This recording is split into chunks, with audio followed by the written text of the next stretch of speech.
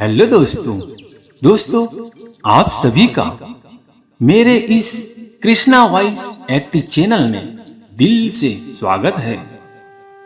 महाभारत की 11 ऐसी कहानियां जिनके बारे में आपने शायद ही सुना होगा। आपको धार्मिक ग्रंथ महाभारत से जुड़ी अलग अलग कई कहानियों के बारे में मालूम होगा, लेकिन इनमें से कई ऐसी भी कहानियां हैं जिनके बारे में आप शायद ही जानते हो। जानिए धार्मिक ग्रंथ महाभारत से संबंधित ऐसी ही 11 कहानियों के बारे में।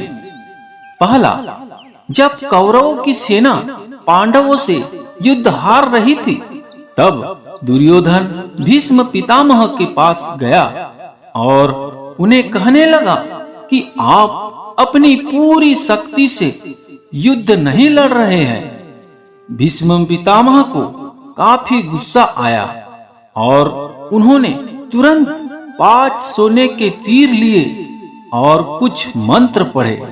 मंत्र पढ़ने के बाद उन्होंने दुर्योधन से कहा कि कल इन 5 तीरों से वे पांडवों को मार देंगे।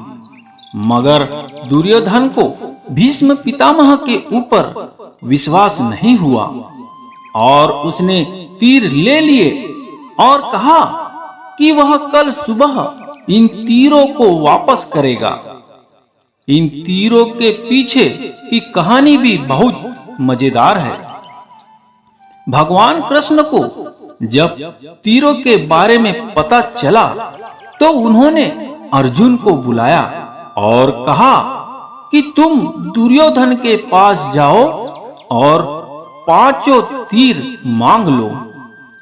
दुर्योधन की जान तुमने एक बार गंधर्व से बचाई थी। इसके बदले उसने कहा था कि कोई एक चीज जान बचाने के लिए मांग लो। समय आ गया है कि अभी तुम उन 5 सोने के तीर मांग लो। अर्जुन दुर्योधन के पास गया और उसने तीर मांगे। क्षत्रिय होने के नाते दुर्योधन ने अपने वचन को पूरा किया और तीर अर्जुन को दे दिए। दूसरा, द्रोणाचार्य को भारत का पहले टेस्ट ट्यूब बेबी माना जा सकता है। यह कहानी भी काफी रोचक है। द्रोणाचार्य के पिता महर्षि भारद्वाज थे और उनकी माता एक अप्सरा थी। दरअसल एक शाम भारद्वाज शाम में गंगा नहाने गए, तभी उन्हें वहां एक अप्सरा नहाती हुई दिखाई दी। उसकी सुंदरता को देख ऋषि मंत्रमुग्ध हो गए और उनके शरीर से शुक्राणु निकलना, जिसे ऋषि ने एक मिट्टी के बर्तन में जमा करके अंधेरे में रख दिया। इसी से द्रोणाचार्य का जन्म हुआ। तीसरा, जब पांडवों के पिता पांडु मरने के करीब थे तो उन्होंने अपने पुत्रों से कहा कि बुद्धिमान बनने और ज्ञान हासिल करने के लिए वे उनका मस्तिष्क खा जाए। केवल सहदेव ने उनकी इच्छा पूरी की और उनके मस्तिष्क को खा लिया। पहली बार खाने पर उसे दुनिया में हो चुकी चीजों के बारे में जानकारी मिली। दूसरी बार खाने पर उसने वर्तमान में घट रही चीजों के बारे में जाना और तीसरी बार खाने पर उसे भविष्य में क्या होने वाला है इसकी जानकारी मिली। चौथा है, अभिमन्यु की पत्नी वात्सला बलराम की बेटी थी। बलराम चाहते थे कि वत्सला की शादी दुर्योधन के बेटे लक्ष्मण से हो। वत्सला और अभिमन्यु एक दूसरे से प्रेम करते थे। अभिमन्यु ने वत्सला को पाने के लिए घटोत्कच की मदद ली। घटोत्कच ने लक्ष्मण को इतना डराया कि उसने कसम खा ली कि वह पूरी जिंदगी शादी नहीं करेगा। 5वां, अर्जुन के बेटे इरावन ने अपने पिता की जीत के लिए खुद की बलि दी थी। बलि देने से पहले उसकी अंतिम इच्छा थी कि वह मरने से पहले शादी कर ले, मगर इस शादी के लिए कोई भी लड़की तैयार नहीं थी, क्योंकि शादी के तुरंत बाद उसके पति को मरना था। इस स्थिति में भगवान कृष्ण ने मोहिनी का रूप लिया और इरावन से न केवल शादी की, बल्कि एक पत्नी की तरह उसे विदा करते हुए रोए भी। 6वां है सहदेव, जो अपने पिता का मस्तिष्क खाकर बुद्धिमान बना था। उसमें भविष्य देखने की क्षमता थी, इसलिए दुर्योधन के पास गया और युद्ध शुरू करने से पहले उससे सही मुहूर्त जानने के बारे में पूछा।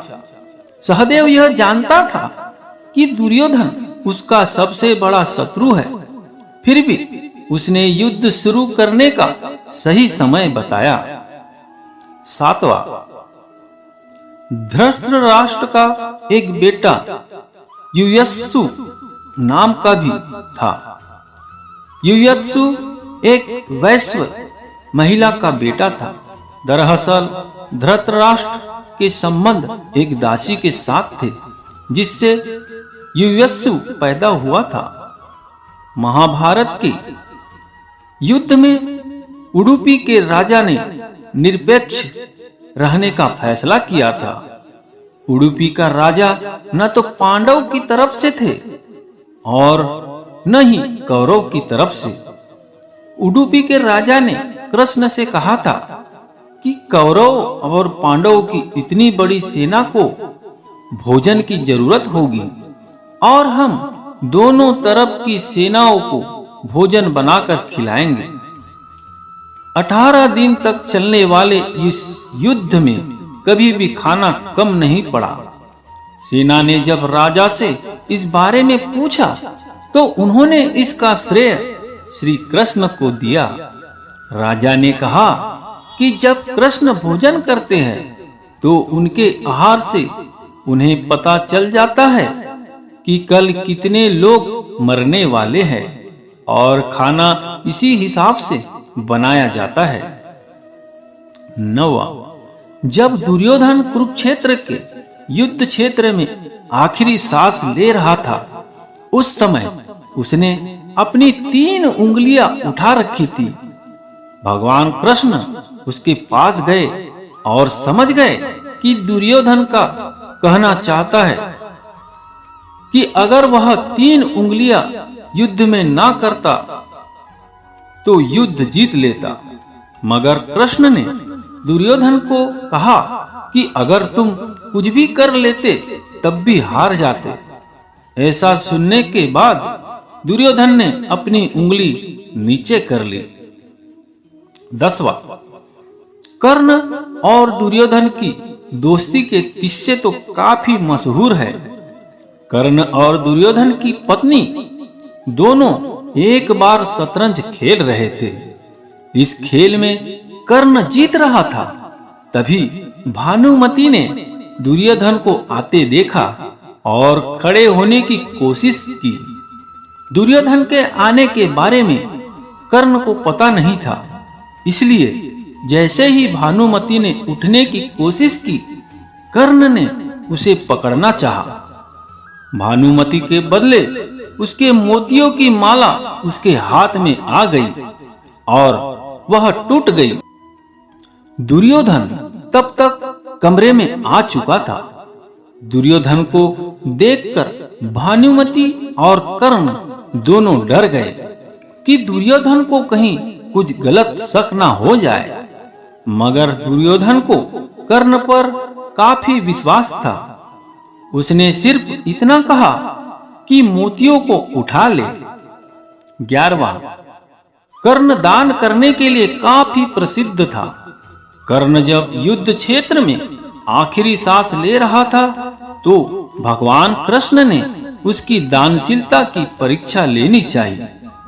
वे गरीब ब्राह्मण बनकर कर्ण के पास गए और कहा कि तुम्हारे बारे में काफी सुना है और तुमसे मुझे अभी कुछ उपहार चाहिए।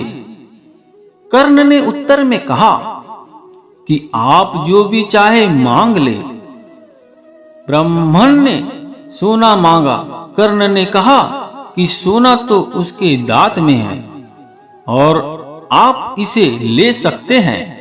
ब्राह्मण ने जवाब दिया कि मैं इतना कायर नहीं हूं कि तुम्हारे दांत तोड़ूं।